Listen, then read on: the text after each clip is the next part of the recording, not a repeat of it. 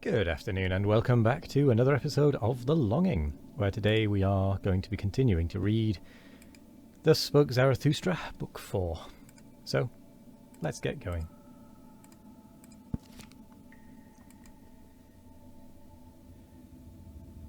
In good spirits and joyful, because this day hath come to an end, and thou thyself shalt dance to my lays, as my dancing bear. Thou dost not believe this, thou shakest thy head? Well, cheer up, old bear. But I also am a soothsayer. Thus spake Zarathustra. Chapter 63. Talk with the Kings. 1. Ere Zarathustra had been an hour on his way in the mountains and forests, he saw all at once a strange procession. Right on the path which he was about to descend came two kings walking, bedecked with crowns and purple girdles, and variegated like flamingos. They drove before them a laden ass. What do these kings want in my domain? Said Zarathustra in astonishment to his heart, and hid himself hastily behind a thicket. When, however, the kings approached to him, he said half aloud, like one speaking only to himself, Strange, strange, how doth this harmonize? Two kings do I see, and only one ass. Thereupon the two kings made a halt. They smiled and looked towards the spot whence the voice proceeded, and afterwards looked into each other's faces. Such things do we also think among ourselves, said the king on the right, but we do not utter them. The king on the left, however, shrugged his shoulders and answered, That may perhaps be a goatherd, or an anchorite who hath lived too long among rocks and trees, for no society at all spoileth also good manners. Good manners, replied angrily and bitterly the other king. What then do we run out of the way of? Is it not good manners, our good society?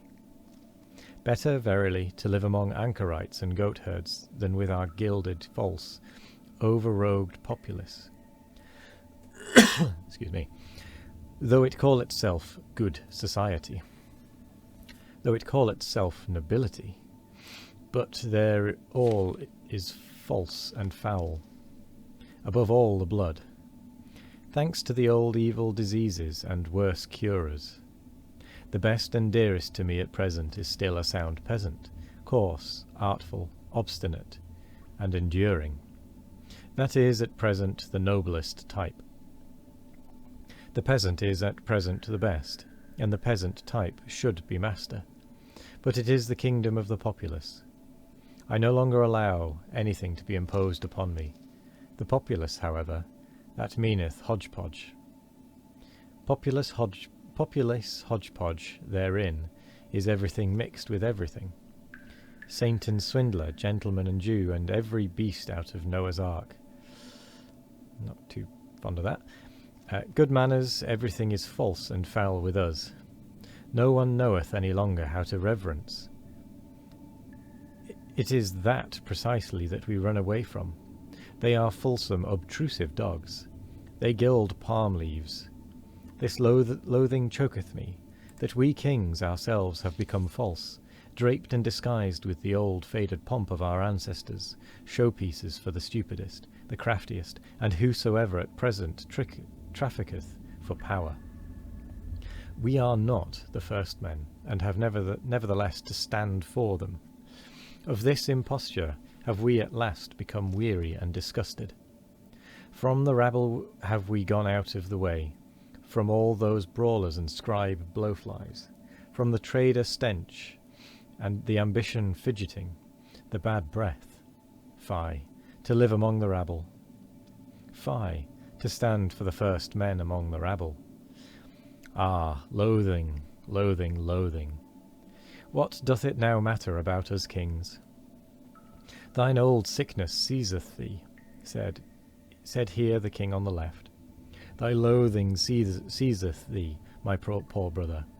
Thou knowest, however, that some one heareth us. Immediately thereupon, Zarathustra, who had opened ears and eyes to this talk, rose from his hiding place, advanced towards the kings, and thus began. He who hearkeneth unto you, he who gladly hearkeneth unto you, is called Zarathustra. I am Zarathustra, who once said, What doth it now matter about kings? Forgive me. I rejoiced when ye said to each other, What doth it matter about us kings? Here, however, is my domain and jurisdiction. What may ye be seeking in my domain? Perhaps, however, ye have found on your way what I seek, namely the higher man. When the kings heard this, they beat upon their breasts and said with one voice, We are recognized. With the sword of thine utterance severest thou the thickest darkness of our hearts.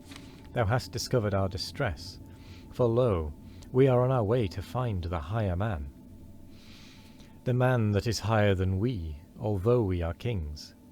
To him do we convey this ass, for the highest man shall also be the highest lord on earth. There is no sorer misfortune in all human destiny than when the mighty of the earth are not also the first men. Then everything becometh false and distorted and monstrous, and when they are even the last men, and more beast than man, then riseth the populace in honour, and at last saith even the populace virtue, Lo, I alone am virtue. What have I just heard? Answered Zarathustra. What wisdom in kings! I am enchanted, and verily, I have already promptings to make a rhyme thereon. Even if it should happen to be a rhyme not suited for everyone's ears. I unlearned long ago to have consideration for long ears. Well then, well now. Here, however, it happened that the ass also found utterance. It said distinctly, and with malevolence, Yea. 'Twas once, methinks, year one of our blessed Lord, drunk without wine, the Sibyl thus deplored, How ill things go, decline, decline, ne'er sank the world so low. Rome now hath turned harlot, and harlot stew. Rome Caesar, a beast, and God hath turned Jew. 2. With those rhymes of Zarathustra, the kings were delighted. The king on the right, however, said, O Zarathustra, how well it was that we set out to see thee. For thine enemies showed us thy likeness in their mirror. There lookest thou with the grimace of a devil, and sneeringly, so that we were afraid of thee. But what good did it do? Always didst thou prick us anew in heart and ear with thy sayings. Then did we say at last, What doth it matter how he look? We must hear him, he who teacheth. Ye shall love peace as a means to new wars, and the short peace more than the long. No one ever spake such warlike words. What is good? To be brave is good. It is the good war that halloweth every cause. O Zarathustra, our father's blood stirred in our veins at such words. It was like the voice of spring to old wine casks.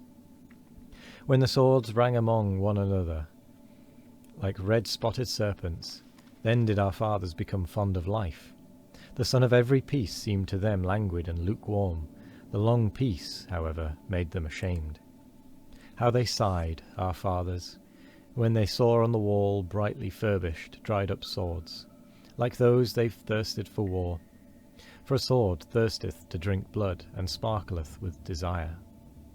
When the kings thus discoursed and talked eagerly of the happiness of their fathers, there came unto Zarathustra no little desire to mock at their eagerness.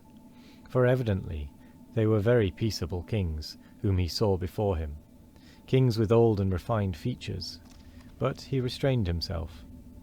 Well, said he, thither leadeth the way, there lieth the cave of Zarathustra, and this day is to have a long evening.